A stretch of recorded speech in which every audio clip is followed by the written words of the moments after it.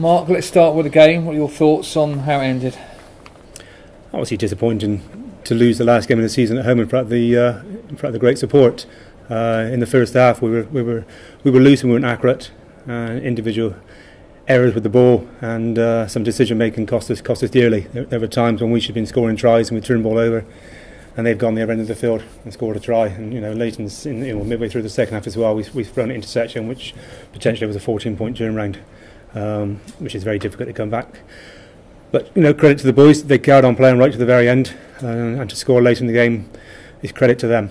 They take my hat off for what they've tried to do in a difficult year, and especially for the for the young boys coming through. Andy Uren making his debut in the Premiership today is fantastic for him. Ollie Dole off to the Junior Rugby World Cup in a couple of weeks' time, his second Premiership game. So it's fabulous. And you look at someone like Sam Jeffers as well. He's part of our academy.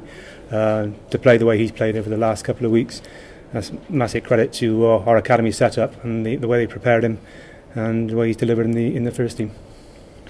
And fitting that Mitch should score a try on his final game, being the Bristol boy that he is. No, I'm delighted for Mitch. Once Mitch told us he was leaving the club, we sat down and we spoke, and just with those conversations, I knew Mitch would fight right to the very end for us, and he's done that by scoring that late try for him. It's great. He's on a new journey now, as a lot of the players are, so we wish them well, whether they're retiring or moving on to other clubs. We'll take some time off, and then we'll review what's happened, and then plan accordingly for next season. And it was disjointed at times. Do you think, given that obviously the number of players are leaving and you already knew your fate, was that to be expected, do you think? No, I don't think. I think the boys prepared very well this week. We pretty much knew what to expect from Newcastle. Apart from their pick and go and their early try in the second half, we pretty much covered them off. And it was a lot of, as I said earlier, our individual errors that gave them opportunities to score. And we said before the game they have a very good back three, and if you give them space, they're going to punish us. And unfortunately, that was the case. And now that the season is ended, from a playing perspective, how do you reflect on certainly your time as head coach and what how the season went, what you did well, and I suppose more importantly, what lessons you collectively have to learn? Yeah, firstly, for me as an individual, I was very proud to be given the opportunity to coach Bristol, being a Bristol person. So for that, I thank the board for that. For us this season, we've learned that the Premiership is unforgiving. You make errors and you get punished. You either end up in your 22 or behind your sticks. And the pace of the game and the physicality that is played at was a big lesson for us today. We've taken that on board. We've learned that throughout the season, and we tried to compete as best we can in the latter part of the season. Saying that, it's been some really high points as well. To turn Worcester over on Boxing Day with 14 men was a fantastic achievement for the guys, and also to get the victory against Balfour, as I said earlier, it's always pleasing. So we'll remember that, but we've got to learn and we've got to go forward, and we've got to make sure next time Bristol Rugby Club are in the Premiership, we're prepared properly and then we're competing. Steve, from your perspective, from looking outside in, what have you learned and what do Bristol need to learn from this season? I think we've learned an awful lot, but before I start going into that, one of the reasons I wanted to sit here at this press conference was really to thank Mark for stepping into the phase he did. I think he's done an excellent job, and without him being in place, we wouldn't have got as far as we did this season and make a fight of it as we have done. And I think if I look back on the season, we started off very badly. We underestimated what the Premiership would do. I make no excuses, we got it wrong, and we've learned a lot of hard lessons this year, not least of all that it's an intense game in the Premiership. You make a mistake, you get punished, and I think our players have got better over the time, but we know that we didn't get it right at the beginning of the season, and we've got to take our medicine now and step back and regroup, which we're doing, as you've seen from the signings we've been making, and push forward in the Championship and be ready when we come back, whenever that may be. And the structures, the coaching structures off the field. Obviously, we had Andy Robinson with Mark. We've had Alan Solomons in. Are you happy you did everything that you could have done as a club to try and get the team into the right shape? I think that we did everything we could in the circumstances. Obviously, we'd always ask the question whether, if Pat could have joined us in the middle of the season and taken us on from that point, would that have made a difference?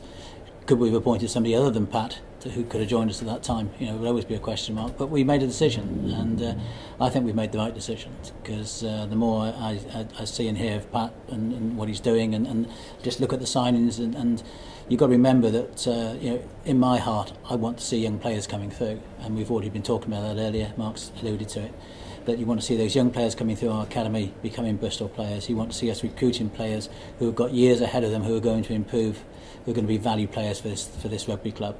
And we're starting to see that. And if you look at the recruitment we're doing, that's exactly what's coming through. So it's an exciting prospect to look forward to. And I said, we've learnt a lesson. I think we learnt a lesson the hard way. But having learnt it, we'll take stock and build on what what we're doing. And I think we've got some exciting times ahead of us. I think off the pitch as well. I think we've looked at our performance. And I don't think we've covered ourselves with glory, if I'm honest. I think I should have recognised the danger signs sooner. I should have perhaps stuck my oar in a bit earlier and said we need that change. But we thought we were ready. We thought we had and we had the squad of that was going to be able to compete, and we were wrong. And we've really had to build during the course of the season to be as competitive as we have been. But as I said, we've learned that lesson now and we move forward. So first of all, I did it at half time, but I want to thank the supporters, because they stuck through us through thick and thin this year. They were great again today. I'm glad we gave them a second half that send them off into the summer with I think hoping good spirits, and and ask them to be back next year supporting us and taking us through the Championship and hopefully back into the Premiership. And given how much you've given to this club and your investment in getting to where they are today, how disappointed are you personally that you haven't been able to retain your Premiership status? Well, of course I'm disappointed. I mean, we came up and we knew it was going to be tough, and I think we knew we were going to get some tough results. We were going to have to suffer, but we felt we would be able to win the requisite number of games and get the number of points to keep us there. But to be perfectly honest, obviously we had Worcester in our sights, and today we had teams like Newcastle in our sights when we came up. They're miles ahead of us, or they were miles ahead of us. I don't think they will be when we come back, and I think that's the point. We weren't ready. We weren't close enough to them to compete. We've had great results. Beating Bath was a great fillip for us. That game against Worcester, which was commented on, and the way victory at Sale. All those games are really, really good for us, and it shows what we can do. But we need that extra class, and I think we brought that in now, and we also need that development. We need that hunger. We need those hungry young players to come through and play for us. And that's what Bristol Rugby Club has got to be about. And that's what I wanted to see happening. And to be perfectly honest, the plan is in place.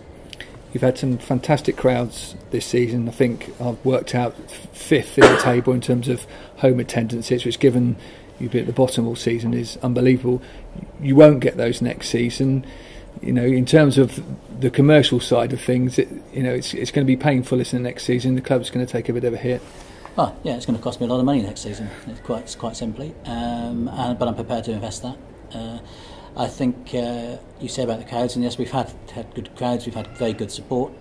Again, I think I underestimated. I think that Bristol have been out of the Premiership for 7 years before we got back in, and my own thought process was that all that rugby support, that pent-up rugby support in Bristol, would say, fantastic, let's get down to Ashton Gate and support the team. I was hoping we'd get a 20,000 plus crowd at least once down here, but we haven't managed to do that. So if I'm honest, I've been a little bit disappointed with the actual numbers that we've had here, even though historically they've been good and the season ticket sales have been really good and they're good going forward.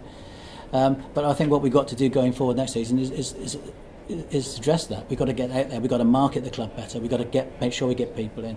We're in the Championship. We can have plenty. We've got to get lots of young young people in to watch the game. Children, get their parents to come along. If we can get 20,000 kids watching the game, that would be fantastic. That's the sort of thing we've got to try and do now. We've got to regenerate Bristol. I think we were stuck in a time warp, and we never actually got ourselves out of it when we came up into the Premiership. And but we've been shaken up now, and we are definitely out of it.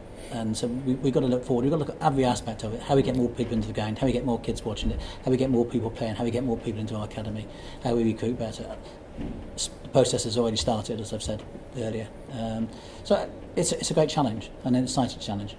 But you've got to get it right on the pitch first to get people to come down and want to watch it. I think you saw today. We've been moving in that direction. You see the signings. You can't help but feel we're going to get it right on the pitch.